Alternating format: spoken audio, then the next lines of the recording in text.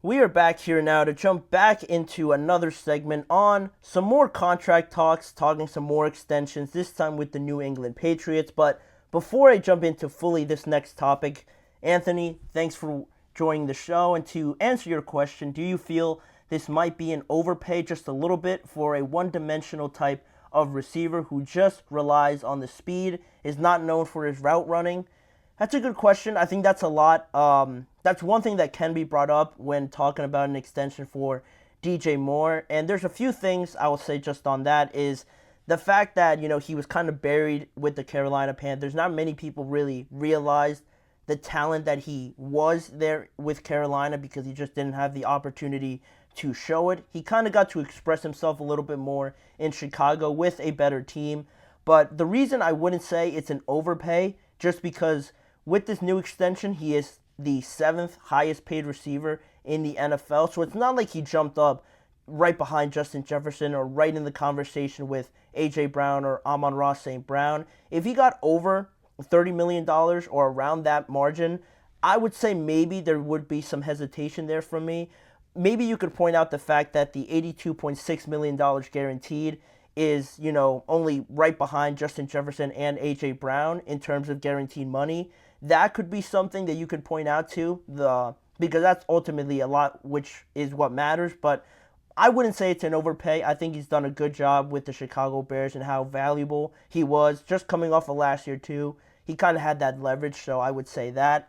Isn't Tyreek Hill the highest paid receiver in the league? It's actually Justin Jefferson now. He earns $35 million per year. He got extended this offseason. Tyreek was last offseason, I want to say he got his deal at $30 million per year as an average salary. But yeah, just this offseason, it's been crazy with how many receivers have jumped Tyreek.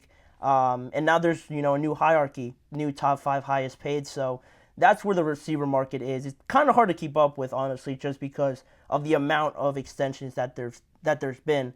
But jumping now into this new segment, as you guys read, Matthew Judon holding in and holding out of Patriots training camp, because it's kind of developed into that now as we head into this week, because you'd have to go back to Monday, or actually even before that, when there was when the Patriots were kind of just getting together for training camp right at the start.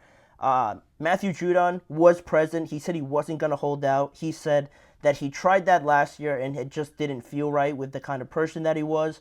So he was there, and it seemed like this was going to be an amicable situation in terms of how the Patriots and Judon were going to go about this. But on Monday now, this past Monday, the New England Patriots had their first padded practice. And while Judon said those comments the week prior to this week, with pads coming on now, you saw Matthew Judon not participating, and he was sitting on the sideline, in a sweatshirt and just sweats, and not really taking part in any sort of drills or anything like that with the Patriots. And that's a little bit weird, right?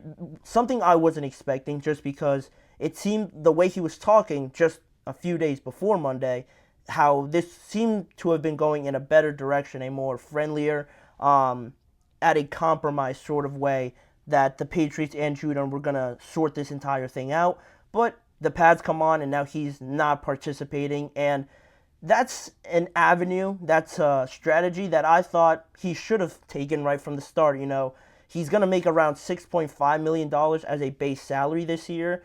And he is over the age of 30, but I still value him at obviously more than $6.5 million. But that's just what his current contract situation is at. And I just felt that he would have held out or held in right from the get-go. But because he was pretty open about being there at the practice already, it was kind of confusing now for him not to participate once the pads come on. But that was one thing. And then you have some footage from Patriots reporters, from media members that were at practice all throughout this week. And then we start to get into the more negative side of how this whole thing has unraveled. Because from that practice on Monday, when Judon was just sitting out of it, there was some footage that came out between head coach Jerod Mayo and Matthew Judon. Basically, because I can't show it, obviously, Jerod Mayo kind of goes over to Matthew Judon, sitting on one of the trash cans on the side, and just starts talking to him. It seems a little bit serious, not something that they're just kind of like messing around. It seems like they're talking about a pretty serious topic. You could only speculate that talking about his contract or something like that, or just maybe his body language or something like that, making sure that it doesn't rub off on any of the other guys.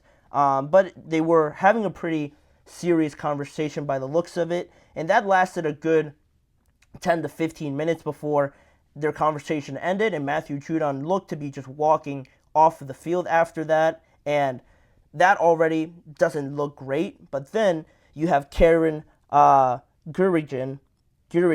I hope I'm pronouncing it right. I'm sorry if I butchered her last name. She's a Patriots columnist for Mass Live Sports, and she tweeted after that exchange between Jerod Mayo and Matthew Judon that Matthew Judon did walk off the field after that, but he was heading towards the Patriots general manager, but not general manager by title, Elliot Wolf. He walked over to him, and they had a little conversation as well after a 15-minute conversation that he just had with Jerod Mayo. So those two things happening back to back kind of raised some antennas there as to what the relationships were between Judon and how the atmosphere around these negotiations kind of were at that point.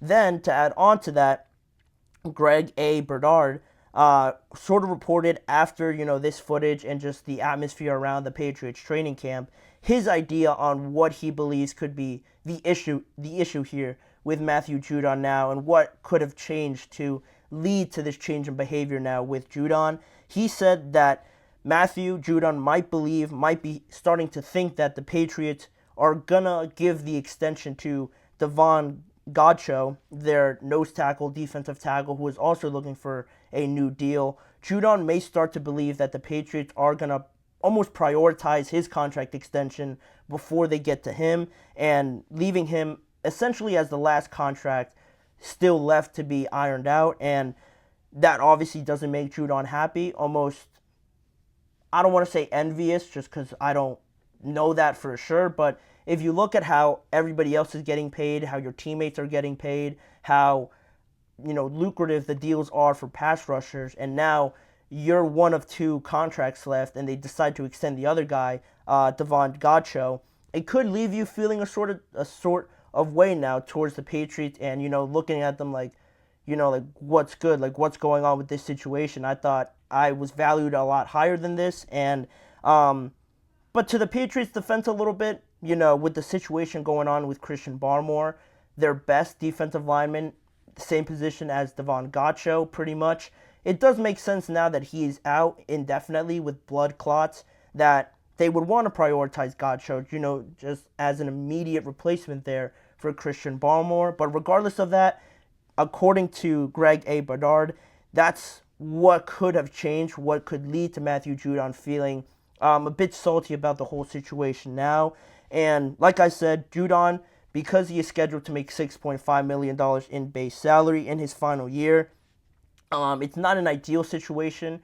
You want to protect yourself and not be in padded practices in case you do get hurt and you're still not getting paid guaranteed money or even a lot of money at that in the final year of your contract. And, Matthew Judon voiced his displeasure a little bit last week and how basically it's tough seeing everybody else get paid, his teammates getting paid, everybody except him getting paid. And, it's not a great situation. But again, to sort of play both sides here, not pick a winner per se right now. The Patriots also, you look at their situation and what they have laid out in front of them with Matthew Judon. His age remains a question at 31 years old. And then do you really want to extend him until he's 34, 35 years old potentially with a 3-year or 4-year deal, depending on how much he views his value at? Coming off of 2023 where he missed 13 games with a torn bicep, so how is he going to look? How much is he really going to contribute to this team that I think now is just entering a new era with Jerod Mayo, with a bunch of new players, young energy around everything? Maybe they just want to completely start fresh, completely reset everything. That could be a mindset. That could be where they're heading towards as to why, they don't want to just keep Judon just for the fact that he is good. He is a valuable player, but there are certainly doubts there that could cause them to pause a lot during these negotiations. And to, again, go back to Judon, he was recently a guest on the Shut Up Mark podcast over the offseason, I should say. And he had a quote basically summing up his true feelings on how he feels about everything. He said, "I don't want to be the bad guy, but it's like, shoot, bro, help me out. We got the most cap in the league right now, bro. Plain and simple."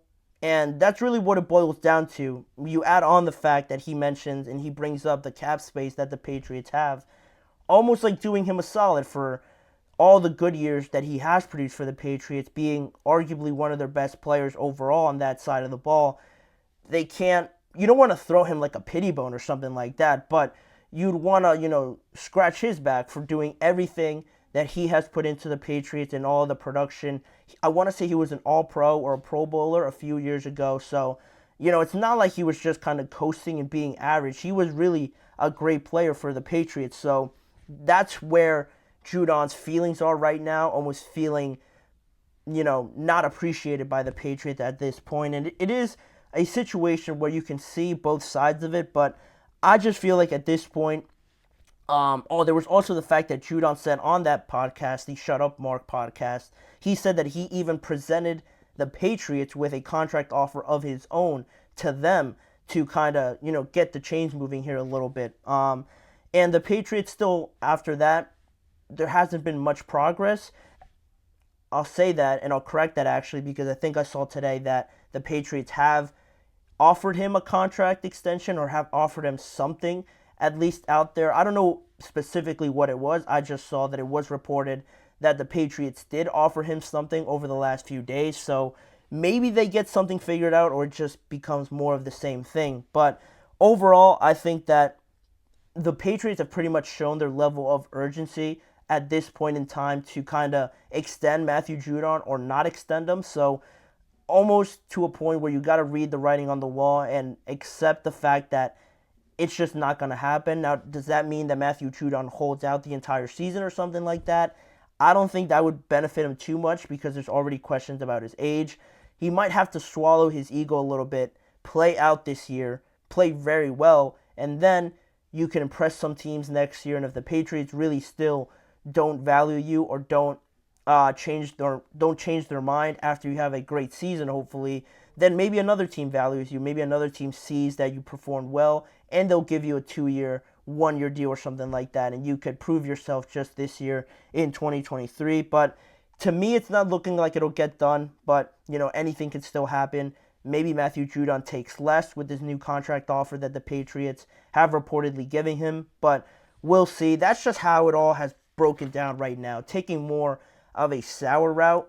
He was there, willing to participate, then he was holding in, and then on Tuesday, he just didn't even show up to the Patriots facility. So he could be holding out right now, forcing the hand of the Patriots. We'll see if anything comes of this or if Matthew Judon rejects this new offer and really this is heading towards a divorce after this upcoming year. But we'll keep tabs on it. We'll surely touch on it once there is a resolution later on this year. But we're going to take a quick break right now, and when we come back, 2 new topics to get to on Kirk Cousins, sort of clearing the air on how everything broke down with the Minnesota Vikings, some of the factors that played into his decision to sign with the Atlanta Falcons, and also James Bradberry talking about changing over to safety, why it was his choice to do that, not the other way around, not the Eagles suggesting that he should change because of a very disappointing 2023 season. We're going to get to those two and what James Bradberry said,